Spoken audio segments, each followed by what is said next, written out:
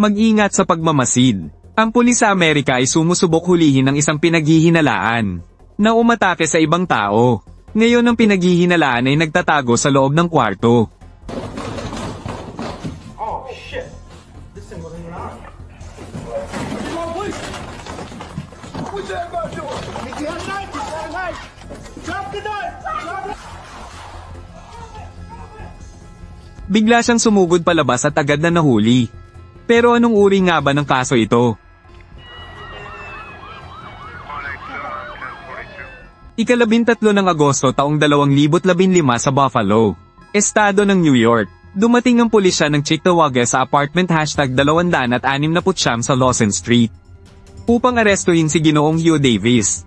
60 taong gulang. Ang dahilan ay nagsimula sa insidente noong ika-14 ng Agosto, nang si Davis ay tumuloy sa isang hotel. Sinira niya ang kagamitan, sinaktan ng empleyado at pagkatapos ay tumakas. Sila ay pumunta sa pintuan ng kwarto ni Davis. You lost some property, we're just trying to return it to you. You left some stuff in your rental car, they called us. Ayon sa investigasyon, si Davis ay isang veteranong Amerikano. Kahit 60 taong gulang na, malakas pa rin ang kanyang laban. Noong nakipagsagupaan sa manager ng hotel, napahimatay niya ang taong iyon. Ngayon, ang biktima ay nasa emergency care sa isang lokal na ospital. Ang pulisya ng Cheektowaga sa pag-aresto ngayon ay naging labis na maingat.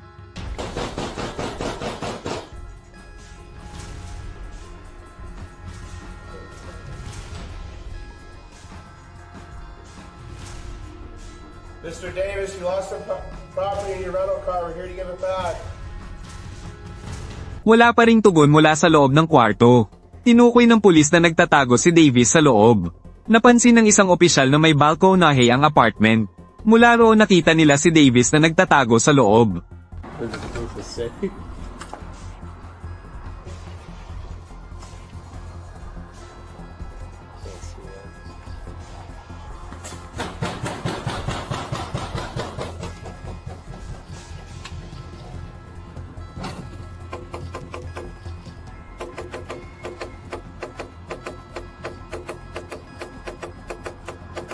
Kumakatok ang pulis. Sa bintana ng kwarto ni Davis, tumunog na parang tambol.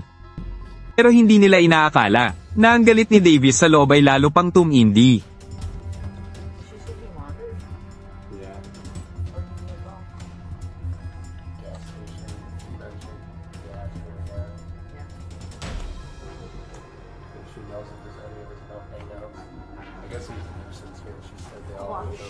I'm sure.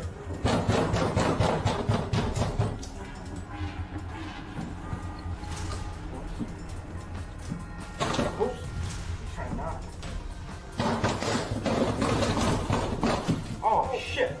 This thing wasn't even on. What's that about doing? If you have a knife, you have a knife. Drop the knife! Drop it!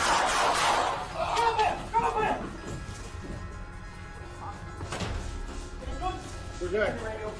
Sa sandaling buksan ng pulis ang pinto, biglang sumugod si Davis na may dalang kutsilyo at siya ay binaril. Ngayon tingnan natin mula sa pananaw ng pangalawang pulis, upang makita muli ang sitwasyon. Oh shit! This thing wasn't even on. What's that about doing? Drop the knife! Drop it! Drop it!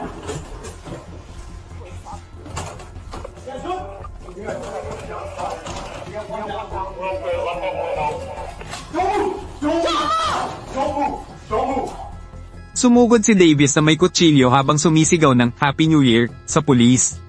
Ngunit ang tugon sa kanya ay 3 putok na huminto sa kanya.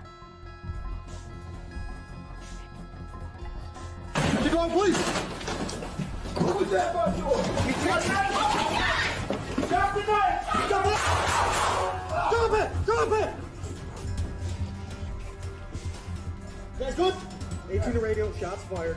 We got one down, we're okay, let Buffalo know. Don't move! Don't move! Don't move! Don't move!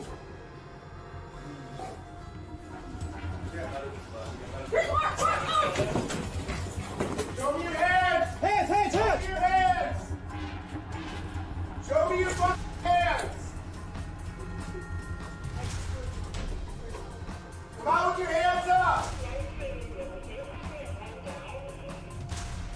guys. Come out with your hands up! One down, radio. One suspect down. Where is he? We need to get a med kit. Can you guys hold that door?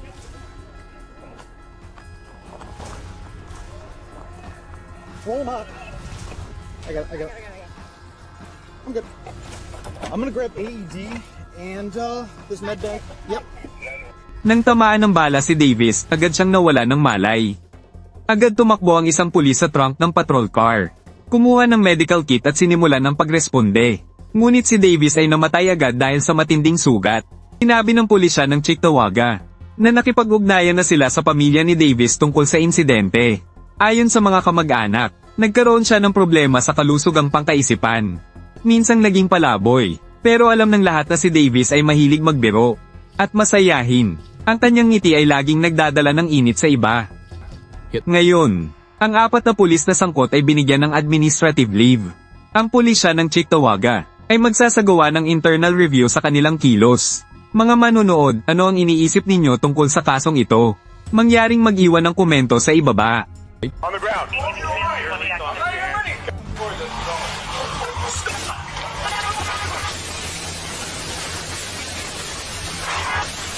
Ang insidente ay naganap sa San Jose County.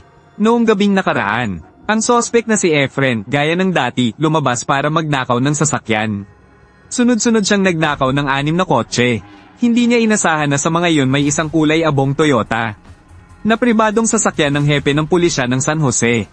Hindi nakapagtataka, agad siyang hinanap ng buong departamento ng pulisya.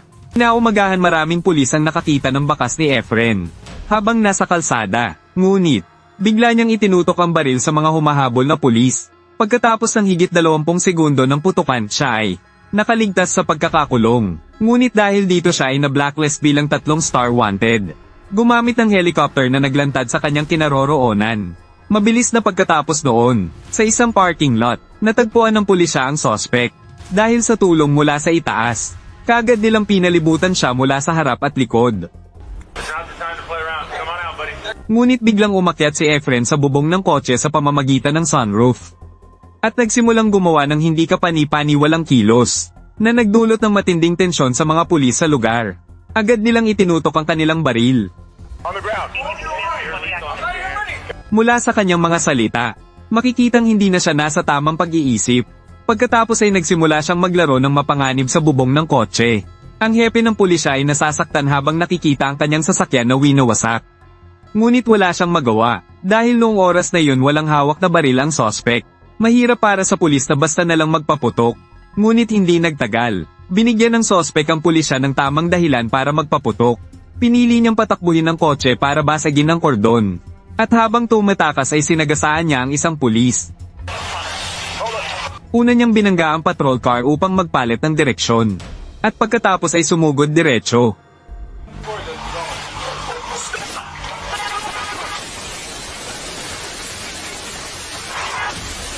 Ang pulis ay nataman at natamba. Agad, naging tanging tao na nasugatan sa insidenteng ito. Mula sa ibang anggulo nang makita ng pulis ang suspect na sumugod. Nakaramdam siya ng panganib at agad na nagpaputok. Inubos ang buong magazine.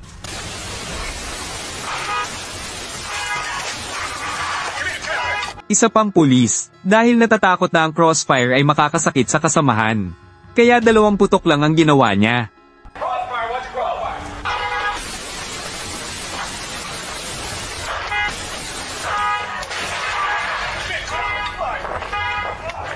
Sa huli bumagsak ang suspect sa loob ng kotse, walang malay. Hindi na siya muling nakatakas. Sa gitna ng walang humpay na bala, nagbayad siya para sa kanyang kapusukan. Ang autopsy pagkatapos, ay nagpakita na may natitirang 28 bala sa kanyang katawan. Maraming internal organs ang puno ng sugat, at ang kanyang timbang ay nadagdagan pa ng 2 kilo. Ipinakita ng investigasyon na si Efren, 24 na taong gulang, ay isang lokal na kriminal.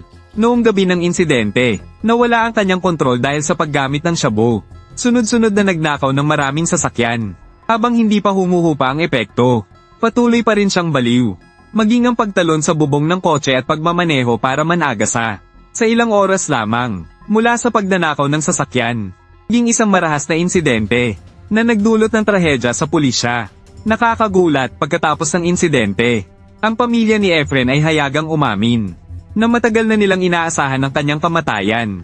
Ang kanyang ina ay nagpadala pa ng paumanhin sa pulisya at nagpahayag ng pakikiramay sa pulis na nasugatan. Ang veteranong pulis na si Mason, na nasagasaan at nabali ang balikat, at nagtamo rin ng pinsala sa binti. Salamat sa agarang lunas siya ay ganap na gumaling. 3 pulis ang nagpaputok sa pinangyarihan. Kabuuang 38 na bala ang pinaputok. Sila ay pansamantalang pinahinto sa trabaho. Ngunit tinanong ng media kung bakit noong walang hawak na baril ang sospek, hindi gumamit ng taser, at sa halip ay gumamit ng nakamamatay na puwersa. Tungkol dito, sinabi ng hepe ng pulisya na ang pagpapaputok nila ay lubos na legal at makatarungan. Hindi sila agad nakasagot.